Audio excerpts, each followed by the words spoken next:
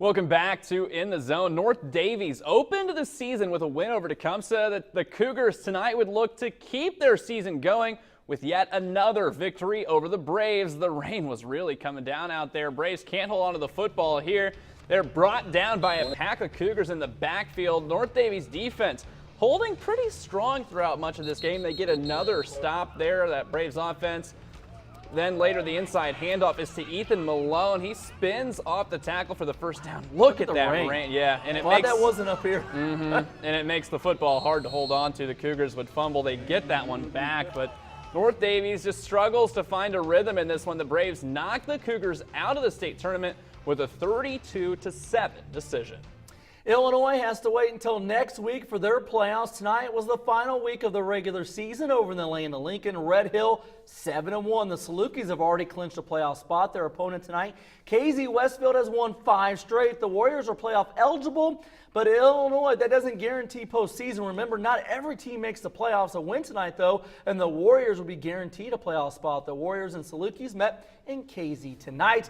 Red Hill needed just over a minute and a half to get on the scoreboard. It was their star running back, Drew Moore, back doing the damage, 65 yards to the house.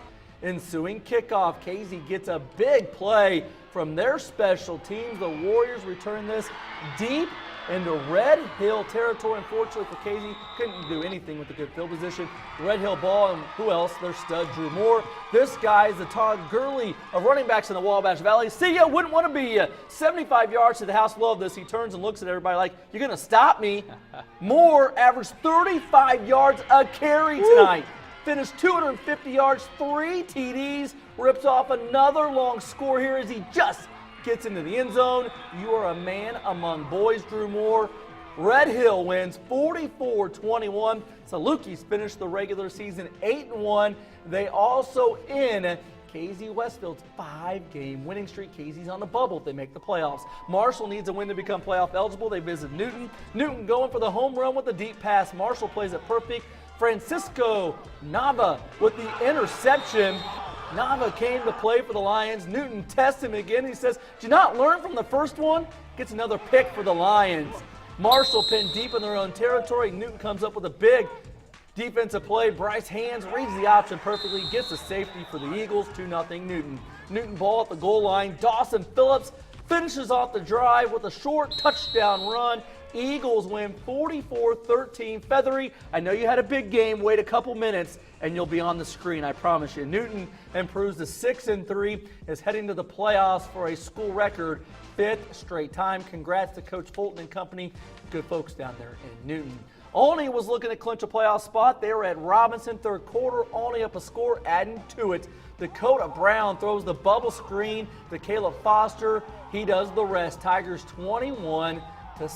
Later in the third, Olney QB Dakota Brown looks like the Chiefs. Patrick Mahomes throwing a beautiful ball on the run to Gavin Durant. Does he not look like Mahomes? Yeah, nice throw there. Olney 28-7. Brown had himself a night. The QB has an arm, rolls out, finds Reed Dahl on another TD pass. Olney wins 35-13. Tigers pick up win number 6 on the season to clinch a playoff spot. Time's now for our Sports 10 Spirit Award, and that goes to the West Vigo fans. Another chilly night, rainy night, not a lot of fans out. Hey, you just, went home to watch In the Zone tonight, right? That's right. Next up, Sports 10 smashes the night. Check out Josh Little in the open field. He throws down the receiver right after the catch. That would force a punt there. Nice play by the North V defense. Our Subway player of the night, Gavin Doan, in overtime with a game-winning TD to end the contest and win it for North Knox. I love the celebration. Is it not much better? We have the walk-off in baseball. It's basically the same thing there, and you do it to end another team's season. How special is that? Pure emotion there and excitement, and the Warriors will play for another week.